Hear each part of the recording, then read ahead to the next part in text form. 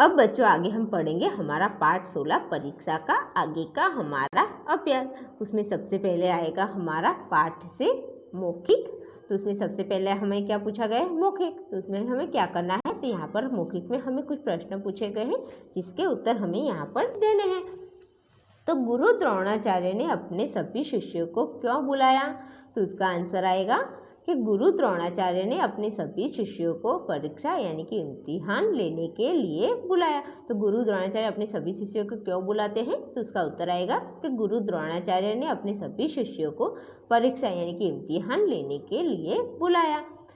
ख, गुरु जी ने वृक्ष पर टहनी पर क्या लटकवाया था? तो उसका आंसर आएगा कि गुरु जी ने वृक्ष की टहनी पर चिड़िया लटकाई थी, नकली चिड़िया लटकाई थी। तो क्या आएगा कि गुरु जी ने वृक्ष की टहनी के पत्तियों पर नकली चिड़िया टंगवाई थी। ग, युधिष्ठिर ने अपने सामने किस को देखा?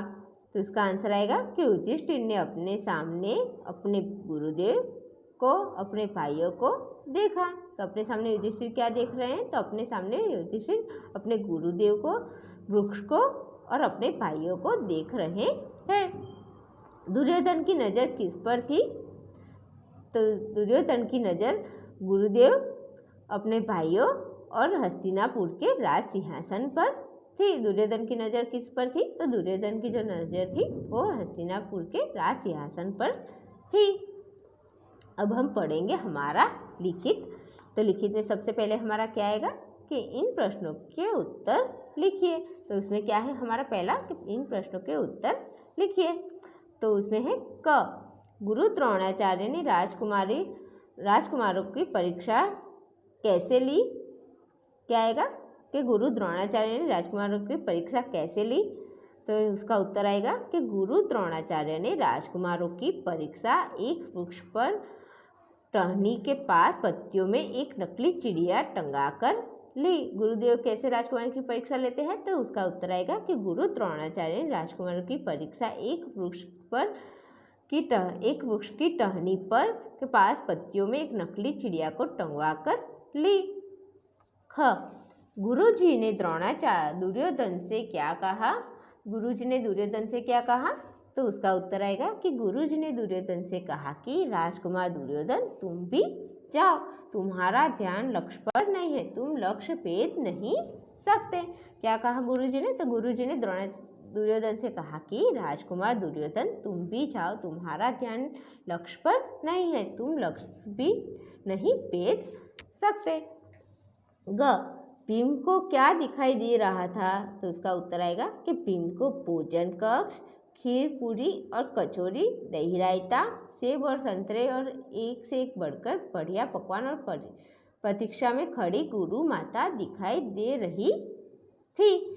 तो क्या आएगा कि भीम को क्या क्या दिखाई दे रहा था? तो कि भीम को भोजन कक्ष, खीर पूरी और कचौरी, दही रायता, सेब और संतरे और एक से एक बढ़िया पकवान और प्रतीक्षा में खड़ी गुरु माता दिखाई दे रही थी। जब गुरुजी ने अर्जुन से चिड़िया का रंग पूछा तो उसने क्या जवाब दिया? तो क्या आएगा कि जब गुरुजी ने अर्जुन को चिड़िया का रंग पूछा तो उसने क्या जवाब दिया? तो उसका उत्तर आएगा कि जब गुरुजी ने अर्जुन से चिड़िया का रंग पूछा तो उसने जवाब दिया कि क्षमा करना गुरुदेव, मैं गलत कह गया, मुझे चिड़िया की आँख की काली पुतली के अतिरिक्त और कुछ भी नहीं दिख रहा है, मैं चिड़िया का रंग नहीं बता सकता।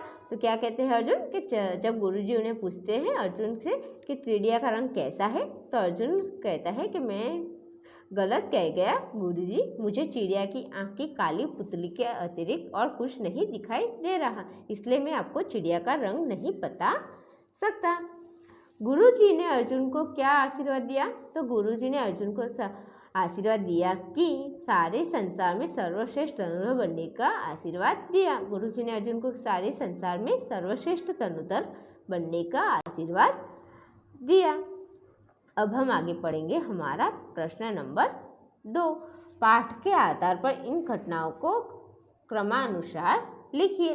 तो हमें यहाँ पर क्या करना है बच्चों? तो हमें यहाँ पर कुछ वाक्य दिए गए हैं, तो हमें यहाँ पर जो वाक्य दिए गए हैं वो हमें पाठ की जो घटनाएं बनी है उसके क्रमानुसार, यानी कि जो घटना पहले बनी उसे पहले लिखना है और जो घटना उसके बाद बनी उसके बाद, यानी कि एक क्रम के दूसरे बाद दूसरा क्रमानुसार लिखना है। तो पहले हमें कौन कौन से सब वाक्य दिए गए हैं। गुरु माता भी प्रतीक्षा में खड़ी दिख रही है।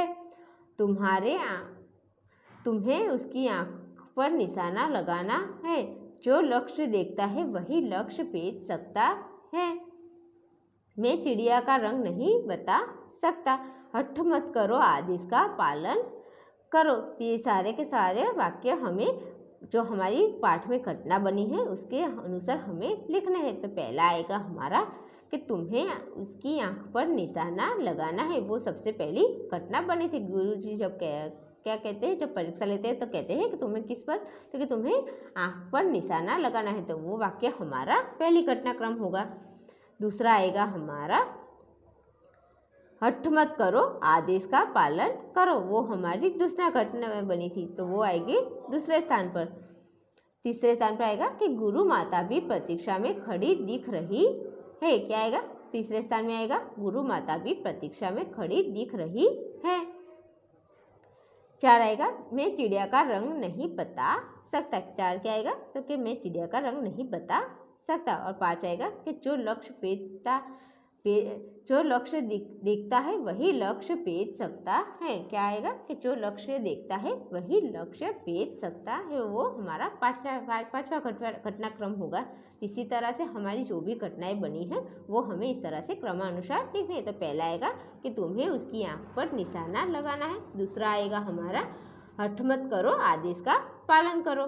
तीसरा आएगा हमारा कि गुरु माता भी प्रतीक्षा में खड़ी दिख रही है। और चौथा आएगा कि मैं चिड़िया का रंग नहीं बता सकता। और 5वां आएगा हमारा कि जो लक्ष्य भेदता है वही लक्ष्य भेद सकता है। तो इसी तरह से हमें सारी घटनाओं को क्रमानुसार लिखना है।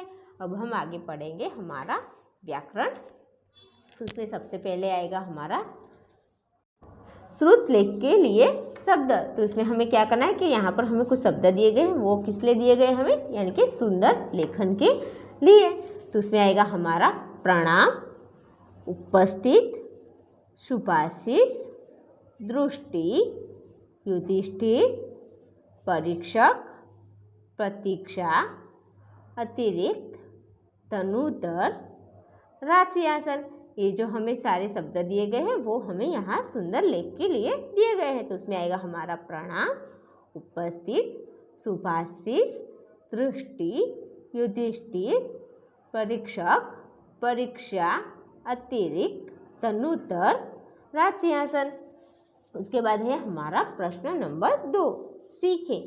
वाक्य पढ़ते, बोलते या लिखते समय कुछ देर के लिए विराम अर्थात विश्राम लिया जाता है। उसका संकेत देने के लिए कुछ चिन्ह बने हैं, जिन्हें विराम चिन्ह कहा जाता है। कुछ प्रमुख विराम चिन्ह इस प्रकार के हैं। तो हमें यहाँ पर क्या कहा गया है कि हम जब वाक्य बोलते हैं, लिखते हैं या पढ़ते हैं उसमें कभी कभी हम विराम यानी कि आराम लेते हैं, विश्राम ले लेते हैं, तो उसे चिन्हों में बताया जाता है। उसे हम क्या कहेंगे, उसे हम कहेंगे विराम चिन्ह। तो उसके कुछ प्रमुख यानी कि उसके कुछ प्रकार इस तरह से है। तो पहला है क्या, पूर्ण विराम। तो पूर्ण विराम कैसा होता है, तो पूर्ण विराम की निशानी हमें यहाँ पर दी गई है। पूर्ण विराम की निशानी इस तरह से होती है। अल्प विराम, तो अल्प विराम की निशानी कैसी होती है, तो जो अल्प विराम की निशानी होती है वो कुछ इस तरह से होती है। अल्प विराम हम इस तरह से इसे कहेंगे अल्प विराम। पूर्ण विराम के तो एक सीधी लाइन बनाएंगे तो वो होगा हमारा पूर्ण विराम। उसके बाद है प्रश्न चिन्ह। तो प्रश्न चिन्ह की निशानी कैसे आएगी, तो प्रश्न चिन्ह की निशानी आएगी हमारी इस तरह से। विस्मयादार्थक सूचक चक्र, तो उसमें क्या आएगा, सूचक, विस्मय यादी सूचक। विस्मय यादी सूचक की निशानी कैसी होगी, तो इस तरह से लाइन और फिर उस नीचे बिंदु। योजक यानी कि थोड़ी सी स्लिपिंग लाइन इस तरह से, तो वो होगी हमारा योजक।